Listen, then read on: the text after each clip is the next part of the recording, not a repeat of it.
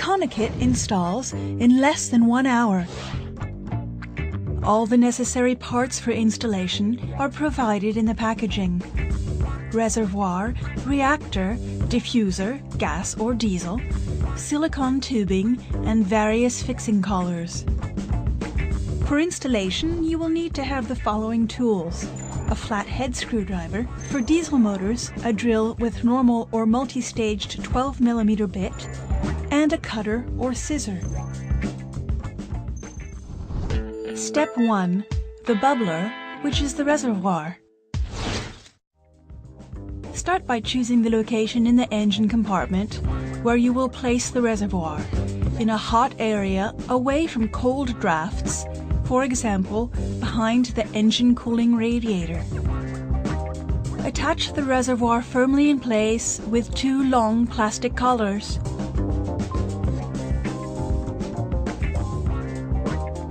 Be careful not to obstruct the underside of the reservoir through which air enters.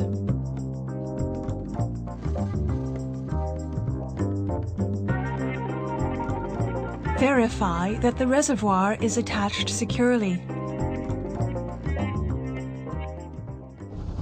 Step 2. The reactor. Now, take the reactor and insert it into the 2 extremities of the silicone tube, making sure to have placed 2 collars for fixation. Tighten the collars with a flathead screwdriver.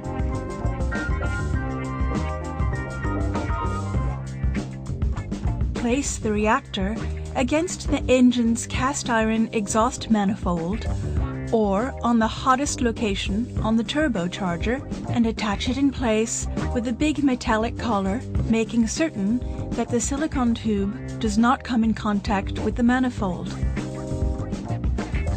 Attention, the exhaust manifold is often difficult to access. Bring the silicone loop towards the reservoir.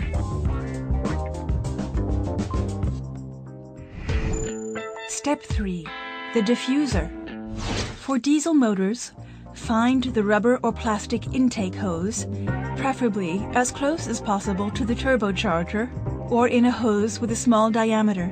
The intake is found between the air filter and the engine or turbocharger. Drill a 12mm hole with a normal or multi-staged bit.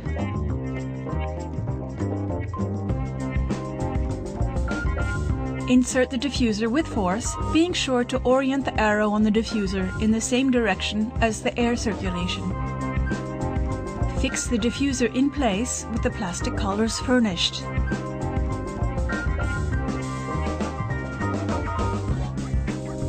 For gas motors, use the diffuser that has the pin-shaped bit.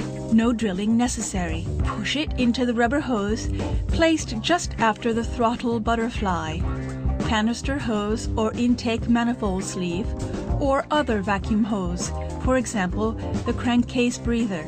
Attention, do not pierce or drill the vacuum hose of the brake booster. Step 4. Connection. The silicone hose supplied is 2 meters long, which is sufficient, but be sure to cut in the right place. The connection between the reservoir and the reactor must be as short as possible. Avoid more than 1 meter's length. The entrance and exit of the reactor are interchangeable. No error possible. Link the silicone hose to the reservoir and fix the hose in place with a metallic collar. Connect in the same manner the tube to the diffuser, making sure there are no low points in order to avoid accumulation of condensation when the engine is not running.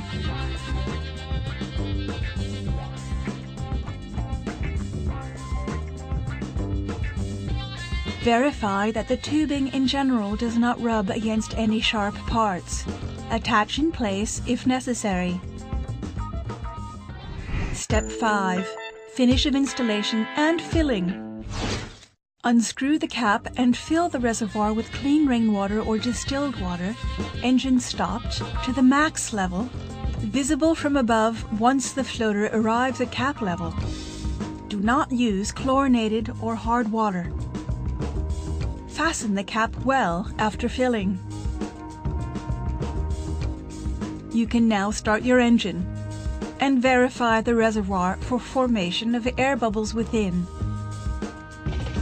To do this, you need simply to accelerate the engine a little bit. For turbocharged engines, bubble formation begins at low RPM when the vehicle is in motion.